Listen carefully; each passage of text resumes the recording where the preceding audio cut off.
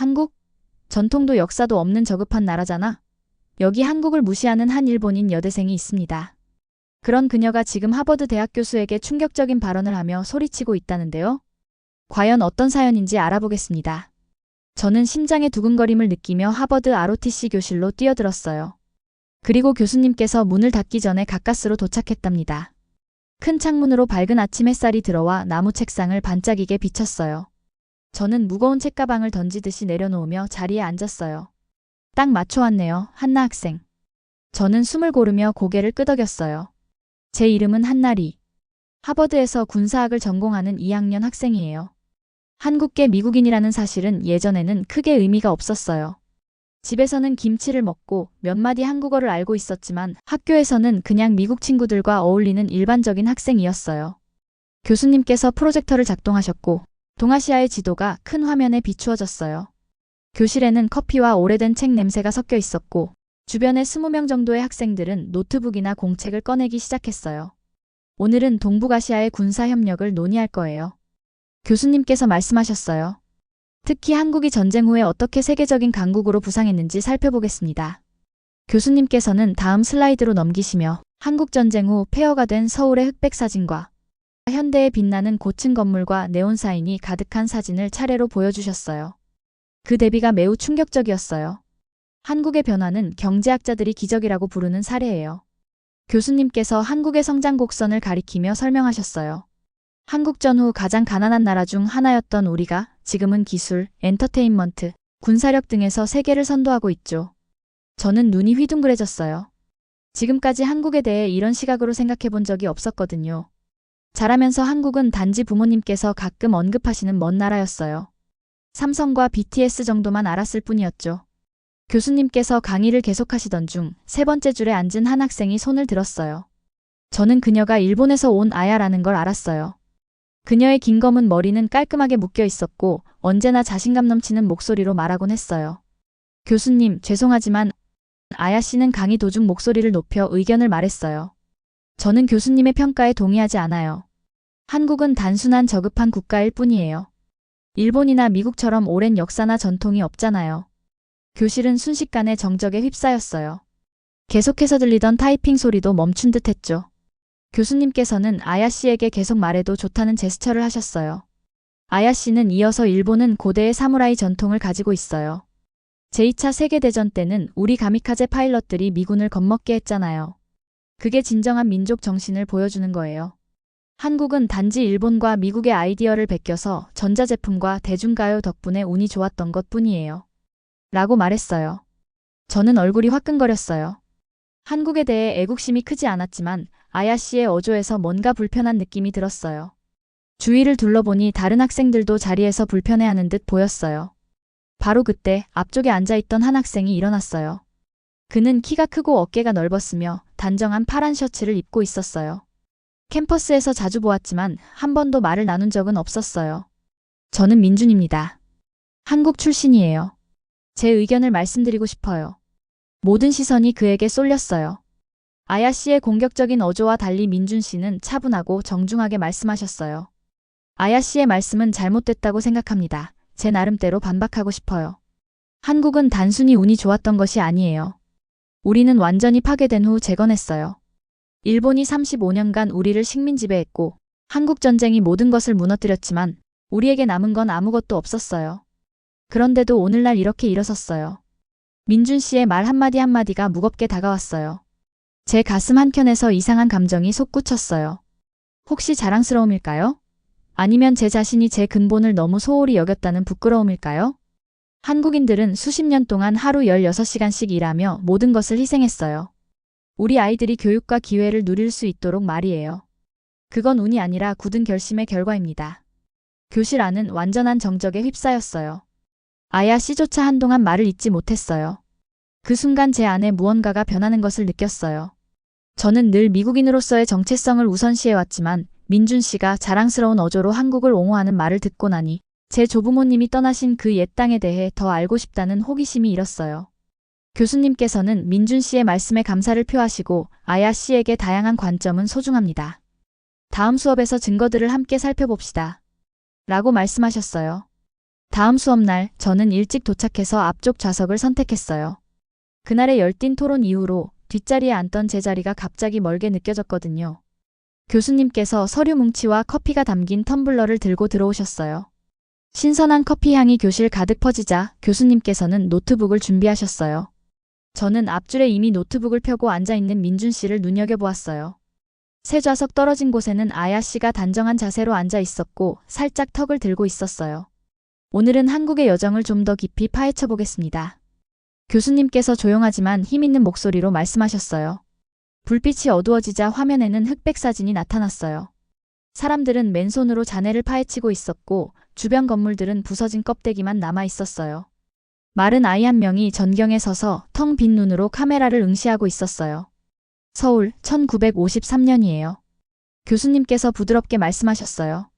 한국전이 끝난 후 한국은 세계에서 가장 가난한 나라 중 하나였어요. 1인당 GDP는 겨우 67달러였죠. 저는 속이 꽉 막힌 기분이 들었어요. 67달러요? 제가 한 주 동안 커피를 사 먹는 금액보다 적었으니까요. 비교를 위해 교수님께서 다음 슬라이드로 넘기며 막대 그래프를 보여주셨어요. 동시에 일본은 1873달러, 미국은 2909달러였어요. 숫자 차이가 어마어마했어요. 그래프의 막대들이 한국 경제의 미미함을 여실히 보여주었거든요. 이제 이 사진을 보세요. 또 한 번 클릭하자 현대의 서울 사진이 나타났어요.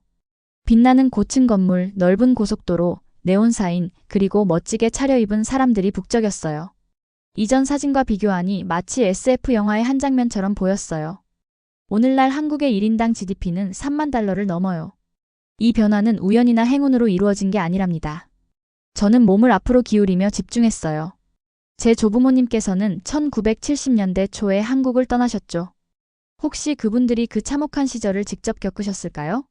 왜 그때의 이야기를 제게 해주지 않으셨을까요? 교수님께서 한국의 부상 요인이라는 제목의 슬라이드로 전환하셨어요. 교육이에요. 교수님께서 첫 번째 항목을 가리키며 말씀하셨어요. 한국 가정은 자녀 교육을 위해 모든 것을 희생했어요. 부모님들은 여러 일을 겸하며 밥은 쌀과 김치로 때우면서도 영어 수업이나 과외비를 마련하기 위해 힘쓰셨어요. 저는 제 부모님이 저에게 더 열심히 공부하라고 독려했던 기억이 떠올랐어요. 그게 바로 이유였던 걸까요? 노동력도 중요한 역할을 했어요.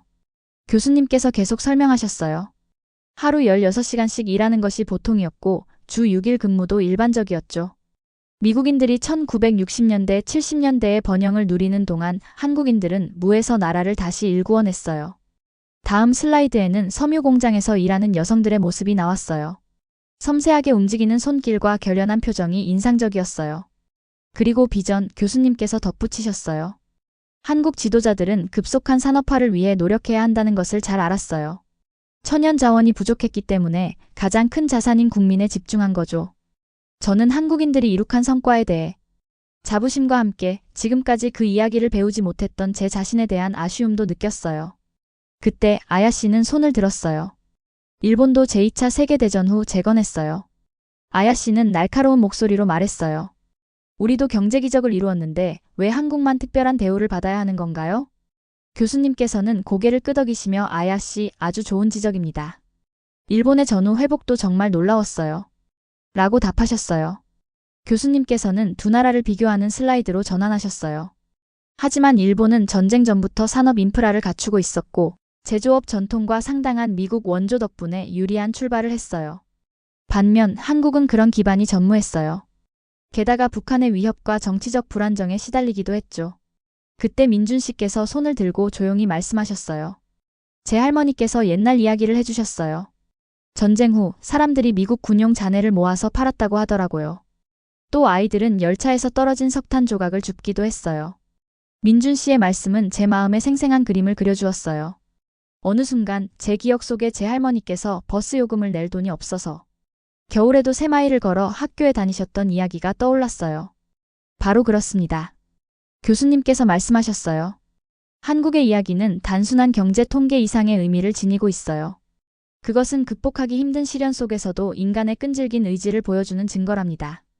마지막 슬라이드에는 1953년의 서울과 오늘날의 서울이 나란히 비교되어 있었어요. 그 대비는 정말 압도적이었어요. 인류 역사상 교수님께서 말씀하시길 극심한 빈곤에서 빠른 시간 내에 발전한 나라는 없었습니다. 이건 단순한 경제 성장이 아니라 인간 잠재력의 위대한 증명입니다. 수업이 끝난 후 저는 주변 사람들이 정리하는 동안 가만히 앉아 있었어요. 지금은 아무것도 없는 프로젝터 화면을 바라보며 제 머릿속은 온갖 생각으로 가득 찼어요. 평생 동안 저는 한국을 단지 제 가족의 고향으로만 여겼었는데 이제는 전혀 다른 시각으로 바라보게 되었어요. 저는 휴대폰을 꺼내 할머니께 문자를 보냈어요. 이번 주말에 찾아뵈어도 될까요? 한국에 관한 이야기를 듣고 싶어요. 할머니 아파트까지 버스 타고 40분 정도 걸렸어요. 창문을 타고 떨어지는 빗방울들을 바라보며 박 교수님의 강의를 생각했어요. 회색 하늘은 저의 복잡하고 불안하며 호기심 많은 기분과 딱 맞았어요. 저는 할머니 집 앞 정거장에서 내린 후 빗속을 달려 할머니 건물로 향했어요. 문을 열자마자 풍겨온 할머니 아파트 특유의 향기가 저를 감쌌는데 생강과 마늘, 그리고 할머니께서 좋아하시는 라벤더 향의 방향제가 섞인 냄새였어요. 한나. 할머니께서 저를 꼭 안아주시며 외치셨어요. 은빛 머리를 단정하게 뒤로 넘기시고 평소처럼 꽃무늬 앞치마를 단순한 파란 드레스 위에 걸치고 계셨어요. 네가 좋아하는 국도 만들었단다. 할머니 아파트는 작지만 아늑했어요. 가족 사진들이 곳곳을 장식하고 있었죠. 저는 전에 한 번도 주의 깊게 보지 않았던 흑백 사진 한 장을 발견했는데 작은 목조주택 앞에 서 있는 젊은 부부의 모습이었어요. 그중 여자는 분명 제 할머니였고 20살도 채 안 되어 보였어요. 할머니, 저는 사진을 가리키며 물었어요. 이 사진 한국에서 찍으신 거예요? 할머니의 눈이 부드러워지셨어요. 그래, 그때 할아버지와 내가 서울 외곽의 찻집에서 살던 때의 사진이란다. 1968년이었지. 저는 할머니 부엌 식탁에 앉아 계신 동안 할머니께서 국을 따라주셨어요. 그릇 위로 김이 올라오며 소고기와 채소의 향기가 퍼졌고 제 배에서는 배고픔이 꼬르륵거렸어요. 할머니, 요즘 수업에서 한국에 대해 배우고 있어요. 전쟁 후에 얼마나 가난했는지 말이에요. 할머니께서도 그때를 겪으신 적 있으세요? 할머니께서는 맞은편에 앉으시며 따뜻한 차가 담긴 머그잔을 손에 쥐셨어요. 잠시 동안 할머니께서는 아무 말 없이 저 멀리 있는 무언가를 바라보셨어요. 나는 1947년에 태어났단다. 일제강점기가 끝난 후 하지만 한국전쟁 이전에 태어났지. 처음 기억나는 건 전투가 일어났고 가족과 함께 산속에 숨었던 기억이란다. 저는 삼키던 국이 목에 걸릴 뻔했어요. 산속에 숨었다고요? 할머니께서요? 전쟁으로 모든 것을 잃었단다. 할머니께서 이어서 말씀하셨어요. 우리 집은 폭격을 당했지. 아버지도 돌아가셨고 전투가 멈춘 후 어머니와 나는 다른 네 가정과 함께 임시보호소에서 지냈단다. 국물이 제 배에 무겁게 느껴졌어요. 단정하고 차분하시며 항상 제게 과자를 준비해 주신 할머니께서 그런 끔찍한 일을 겪으셨다니 상상도 못했어요.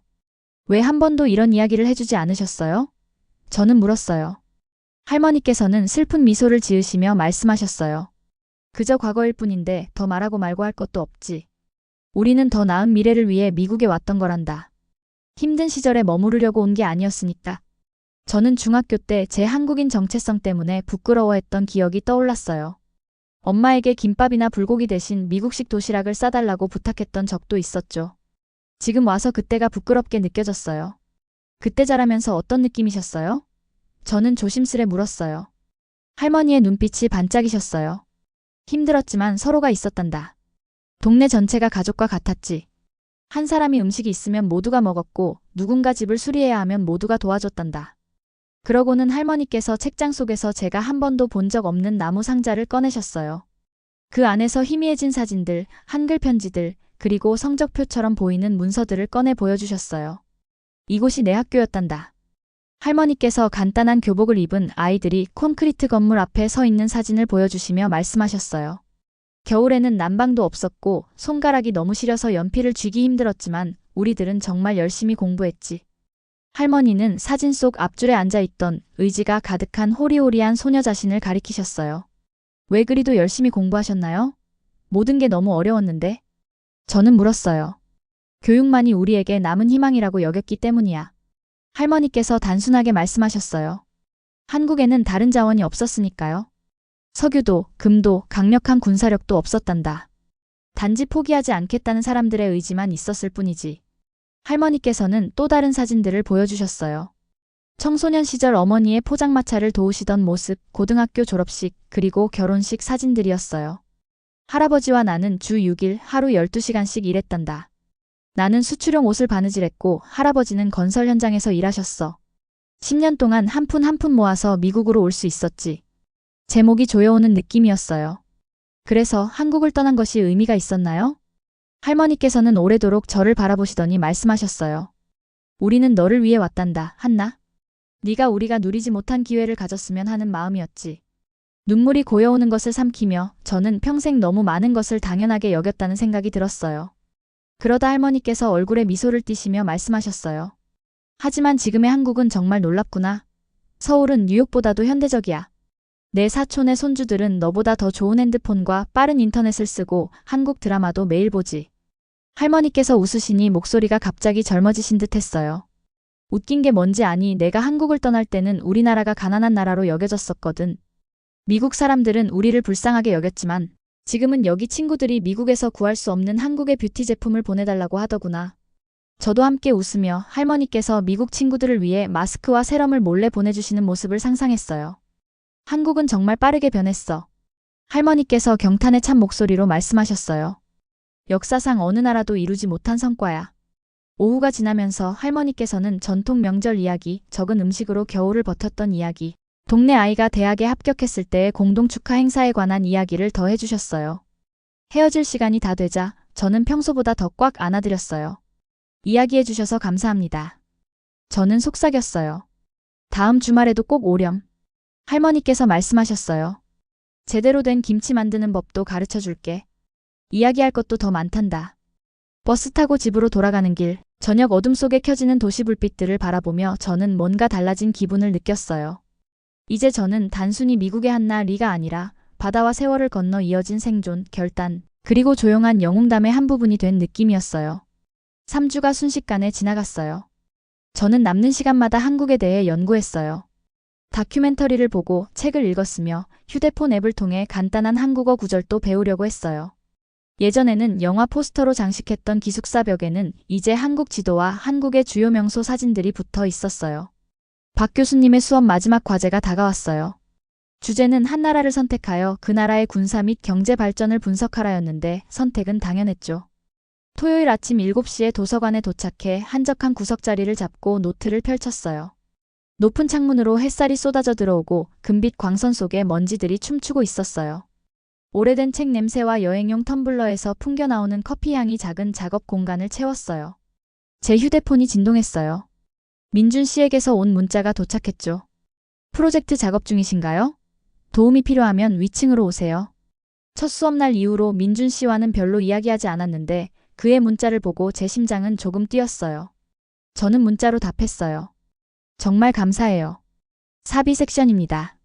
5분 후 민준 씨가 책 뭉치를 들고 나타났어요.